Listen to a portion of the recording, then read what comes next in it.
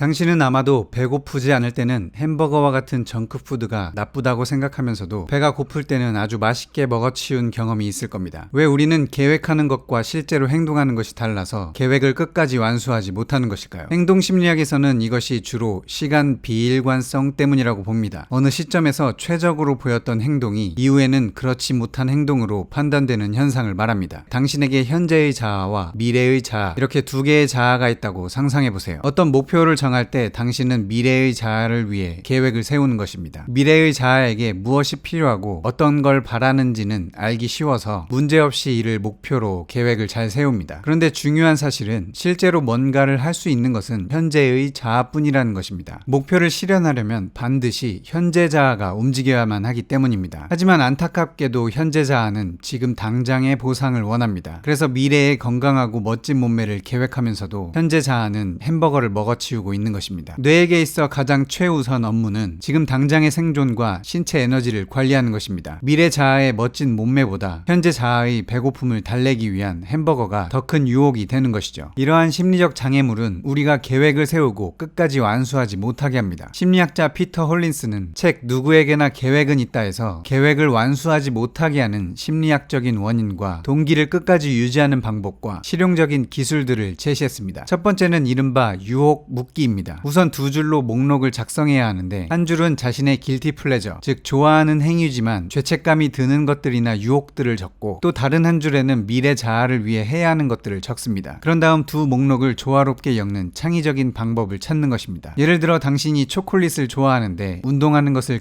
귀찮아한다면 운동 목표를 달성할 때마다 초콜릿을 먹는 것입니다. 혹은 어떤 해야만 하는데 하기 싫은 계획을 끝낼 때마다 여행을 가거나 맛있는 음식을 먹기로 해서 자신이 좋아하는 보상을 주는 것이죠. 이렇게 하면 장기적인 만족감을 현재로 불러올 수 있기 때문에 계획을 미루지 않고 바로 완수하도록 동기부여하는 데 효과적입니다. 미래 자아를 위해 뭔가를 하면서 현재 자아가 고통받을 필요가 없는 것이죠. 오히려 계획하는 것을 행할 때 고통스럽다고 생각하면 동기부여가 사라지면서 미루게 되기 때문에 장기적 목표에 미끼를 달아야 한다고 말합니다. 두 번째 기술은 배칭입니다. 배칭은 일괄 처리를 위해 묶는 것을 말합니다. 우리의 뇌는 멀티태스킹에 취약합니다. 사실상 여러 가지 일을 할 때 동시에 해내는 것이 아니고 우리의 주의력을 짧은 시간 간격으로 옮기면서 일들을 해내는데 소피 리로이의 연구에 따르면 우리는 지연 없이 과제 사이를 매끄럽게 전환하지 못합니다. 예를 들어 A라는 일에서 B라는 일로 전환할 때 당신의 주의력은 곧바로 따라오지 못하고 원래 하던 일에 대해 계속 생각하고 있는 상태로 남아있게 됩니다. 다음 작업으로 전환하기 전 A를 마무리 짓지 못하고 작업 강도까지 낮았다면 그런 상태는 심해져서 이른바 주의력 잔류물이 쌓이며 다음 작업을 하기 전에 A를 마쳤다고 해도 당신의 주의력은 한동안 분열된 상태로 남게 됩니다. 그리고 이렇게 주의력 잔류물이 쌓일수록 뇌의 수행 능력은 떨어지게 됩니다. 따라서 우리는